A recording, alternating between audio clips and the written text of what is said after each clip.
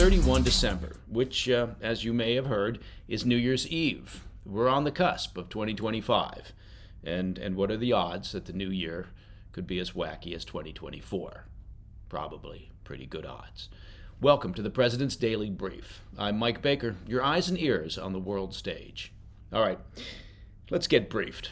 We'll start today with reports that the Kremlin has turned down critical parts of a peace deal pitched by Donald Trump and his incoming administration.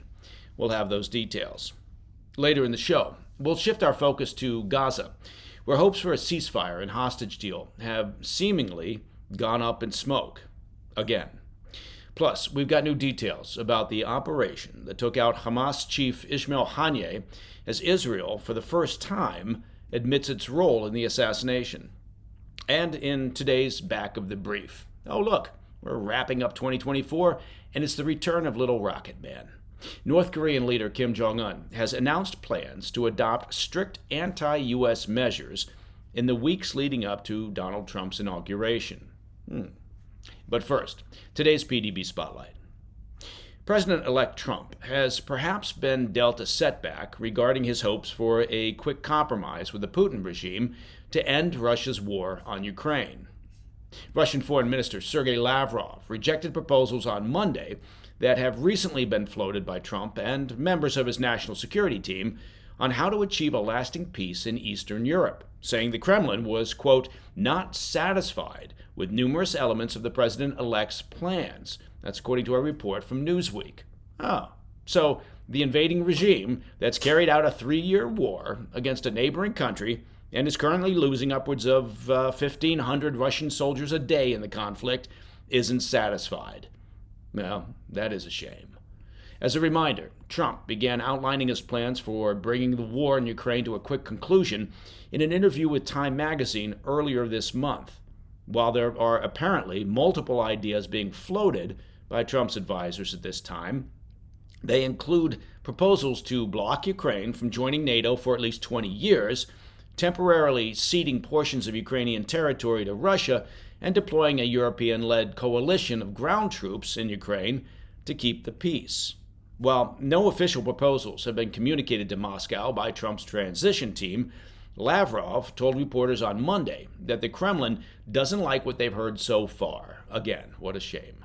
Lavrov said, quote, we're not happy, of course, with the proposals made by members of the Trump team to postpone Ukraine's admission to Ukraine for 20 years and to station British and European peacekeeping forces in Ukraine, end quote. He claimed Trump's plan amounts to freezing hostilities along the current lines of engagement and transferring further responsibility for confronting Russia to the Europeans. Lavrov countered by calling for the incoming Trump administration to pursue, quote, reliable and legally binding agreements that would eliminate the root causes of the conflict and seal a mechanism precluding the possibility of their violation, end quote. Yeah, not quite sure what all that means. Basically, Russia has no interest in participating in a more limited ceasefire that would allow Ukraine to eventually pursue NATO membership and potentially put them on a path towards regaining their lost territory.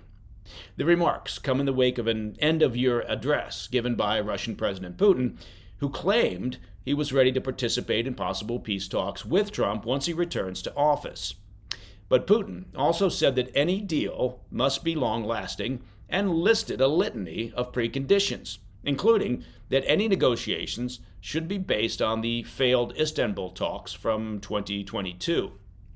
As a reminder, those talks produced a draft treaty that would prohibit Ukraine from ever joining NATO, bar them from hosting foreign weapons, require sweeping reductions in their military forces, and have Kyiv officially cede Crimea and parts of the Donbas region to Russia. Oh, and Putin also said he wants a pony. At the time, Ukrainian officials rejected the one-sided proposal. There's a surprise. And President Zelensky continues to maintain his stance that NATO membership is the only viable path towards peace.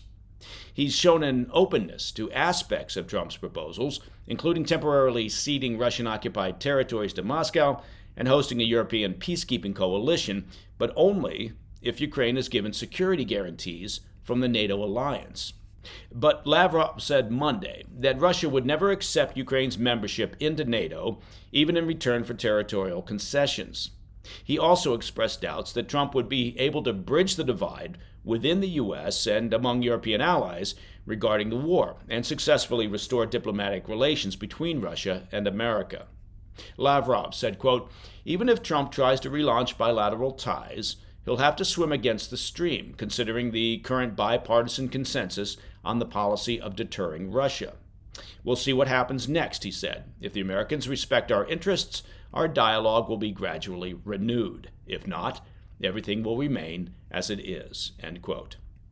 Meanwhile, President Biden is using his final days in office to boost financial and military aid to Ukraine, announcing on Monday another package of weapons transfers. This latest package is worth an estimated $2.5 billion and includes longer-term supplies of air defenses, thousands of artillery rounds, thousands of rockets, and hundreds of armored vehicles. The Biden administration has now approved nearly $5 billion in aid for Ukraine since Trump's re-election in November, fearing that Trump may significantly reduce or cut off support once he takes office. Zelensky praised the move from the Biden administration and stressed the need for continued military support from Kyiv's Western allies, saying, quote, "Every additional supply from our partners means more saved lives," end quote. All right. Coming up next, we'll head to Gaza, where a ceasefire and hostage deal appears to have collapsed, and Israel reveals its role in the assassination of Hamas leader Ismael Haniyeh. I'll have those stories when we come back. Welcome back to the PDB. Hopes for a ceasefire and hostage deal in Gaza have crumbled once again, with Western officials warning that the conflict will likely drag on at least until President-elect Trump returns to office later next month. As you may recall, just 2 weeks ago, many believed that a truce was imminent after Hamas reportedly yielded to some of Israel's key demands for a ceasefire, including agreeing to allow Israeli forces to remain in Gaza temporarily. But Israeli Prime Minister Netanyahu reportedly told a group of ministers on Sunday that negotiations with the Iranian-backed terror group were once again stuck after Hamas went back on their promises and hardened their stance. And that's according to a report from the Jerusalem Post. Sounds like Hamas's puppet masters in the Iranian regime aren't much interested in a ceasefire arrangement. The terror group has reportedly returned to demanding a permanent end to the war as conditional for any deal, which would necessarily include the withdrawal of Israeli forces. Netanyahu reportedly told his ministers that the situation was now, quote, less optimistic, adding that it appears the group, quote, does not want there to be a deal. Anonymous American and Israeli officials told the Times of Israel that chances of mediators finding a way to bridge the divide before Trump's January 20th inauguration were now extremely low. It's not immediately clear what exactly would change regarding the stalled talks after Trump gets sworn in, but the president-elect vowed earlier this month that there would be, quote, all hell to pay for Hamas if they do not free the remaining hostages by the time that he takes the oath of office. As a reminder, Israeli officials say there are 96 hostages remaining in Gaza, although at least 30 are thought to be deceased. But Hamas reportedly doesn't even know where all the hostages are located. They claim that they'll be in a better position to provide accurate information on the hostages once there's a ceasefire. In the meantime, Israel is keeping Hamas on the back foot. The IDF launched a military raid on Friday at a major hotel in northern Gaza, where they carried out one of their largest single arrest operations since the war began. The hospital was described as Hamas's last bastion in the north, doubling as a shelter for hundreds of terror operatives who were using it to hide from Israeli airstrikes. Hamas claimed that 50 were killed in the operation, including hospital staff, and surprisingly, some international media ran with the story without bothering to fact-check Hamas. Well, that is shocking. Usually, the international media does a terrific job of fact-checking before running with a story. A subsequent update from the IDF revealed that while 19 terror operatives were killed in the two-day raid, there were no known civilian casualties. The IDF actually managed to evacuate 600 civilians and another 95 patients, caregivers, and medical personnel from the hospital during their two-day operation. The IDF also arrested some 240 alleged terror operatives, including at least 15 who directly participated in the brutal 7 October attacks, along with several prominent commanders of Hamas and the Palestinian Islamic Jihad. Some of the militants allegedly attempted to pose as medical staff to evade capture, while others tried to escape on stretchers and in ambulances. Notably, the director of the hospital was also detained on suspicion of leading a double life as an operative for Hamas. Inside the hospital, the IDF reportedly found stores of weapons, including grenades, handguns, ammunition, and other military equipment. The patients, meanwhile, were transferred to a nearby hospital where the IDF provided fuel, generators, and other medical equipment. Officials with the IDF said while they're still conducting some limited operations near the hospital, they've successfully disrupted Hamas's efforts to regroup and will soon wind down their campaign in the area. But whether the loss of their last refuge in northern Gaza will encourage Hamas to come back to the negotiating table with concessions, well, that remains to be seen. And of course, depends on what the Iranian regime and the IRGC wants Hamas to do. Okay, sticking with Israel, I want to mention a story that we didn't cover over Christmas. For the first time, Defense Minister Israel Katz confirmed last Monday the country's involvement in the July assassination of Hamas leader Ismael Haniyeh in Tehran, Iran. Katz's remarks, delivered at a commemoration event for local security officers, broke months of speculations about Israel's role in the meticulously planned covert mission. The assassination, targeting Haniyeh, who was the leader of Hamas's political wing, occurred during his visit to Tehran for the inauguration of Iranian President Masoud Pezeshkian. To avoid disrupting that event, Israeli operatives delayed the mission until after the inauguration. The operation's details, as reported by the New York Times, reveal the extent of Israeli intelligence capabilities. A bomb planted well in advance with precise knowledge of Haniyeh's accommodations, a heavily secured regime-run guest house controlled by Iran's IRGC, was remotely detonated in the early hours, killing him instantly. Compounding Katz's revelation, a Channel 12 report Thursday shed new light on the fragility of the operation's success. An unexpected technical glitch in the guest house's air conditioning system prompted Haniyeh to temporarily leave his room, raising fears among Israeli operatives that he might relocate to a different site. This would, of course, have rendered the mission impossible, and Haniyeh would have inadvertently prevented his death. Ultimately, repairs to the system by guest house staff, how helpful of them, lured Haniyeh back to his quarters, sealing his fate. Katz used the commemoration event to contextualize the assassination within Israel's broader regional strategy, comparing the operation to strikes targeting other militant leaders, such as Yahya Sinwar and Hezbollah's Hassan Nasrallah. Katz declared, quote, "We will strike the Houthis' strategic infrastructure and decapitate its leaders, just as we did to Haniyeh, Sinwar, and Nasrallah in Tehran, Gaza, and Lebanon," end quote. Now, as we've covered on the PDB, the death of Haniyeh forced a rapid restructuring of Hamas's leadership. Yahya Sinwar, previously the military chief, briefly assumed the political mantle before his own demise during a surge in Israeli counterterrorism operations in Gaza this past October.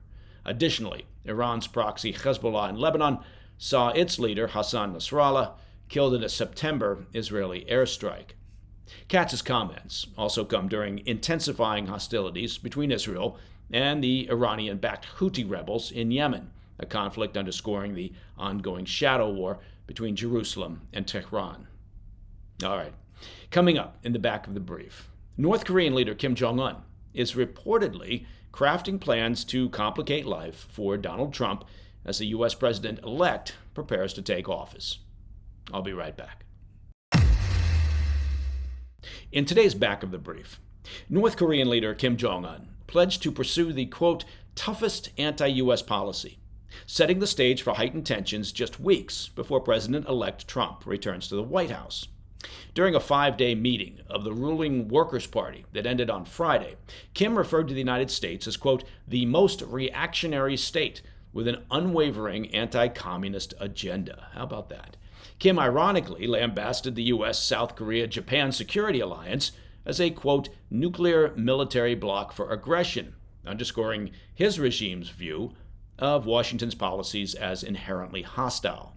According to the state-run Korean Central News Agency, Kim outlined a series of measures aimed at bolstering North Korea's defense posture, including advancements in military technology and morale building within the armed forces.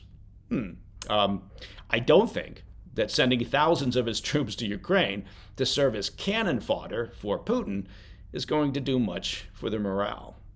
The regime leader stopped short of elaborating specific details about the promised anti-U.S. policy. Kim's latest rhetoric against the U.S. unfolds against a backdrop of escalating military and diplomatic tensions. As we've been tracking on the PDB, North Korea has tightened its alignment with Russia, supplying Moscow, of course, with troops and conventional weapons for its campaign in Ukraine. This still blossoming romance between Kim and Putin raises alarms, of course, that Russia is reciprocating with advanced military technology, potentially bolstering North Korea's nuclear arsenal. The timing of Kim's statements coincides with a difficult diplomatic landscape, of course. Since the collapse of nuclear talks in 2019, relations between Washington and Pyongyang have worsened, with North Korea ramping up missile tests and the U.S., South Korea, and Japan intensifying joint military exercises that Pyongyang denounces as invasion rehearsals. Further complicating matters, Russia and China consistently blocked U.S.-led efforts to tighten UN sanctions on North Korea, providing Pyongyang with opportunities to circumvent those sanctions. And as Trump prepares to return to the White House, the question is, well, can his previous rapport with Kim Jong-un lead to a revival of diplomacy of sorts? Trump's first-term summit with Kim temporarily eased the tense exchanges that had characterized their relationship, but the talks, of course, ultimately collapsed over disagreements on denuclearization.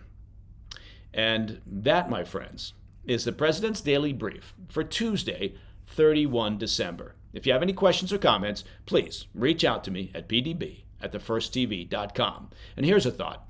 As 2025 sits there lurking in the wings, well, do me a favor and send along your New Year's resolutions. Send them to pdb@thefirsttv.com. We'll put together one of our Ask Me Anything episodes and highlight the top resolutions from the PDB community. No doubt, I suspect one of the most popular resolutions for the coming year will be to subscribe to our YouTube channel at President's Daily Brief. It's just a thought. And of course, to listen to the show ad-free, become a premium member of the President's Daily Brief by visiting pdbpremium.com. It's that simple. I'm Mike Baker. I'll be back later today with the PDB Afternoon Bulletin. Until then, stay informed, stay safe, stay cool. Hey, thanks for tuning in. If you enjoyed this video, don't forget to hit that like button and leave a comment, a really positive, nice, and kind comment. That would be appreciated. And if you're not already subscribed to our channel, make sure to subscribe and turn on notifications so you don't miss any of our daily updates.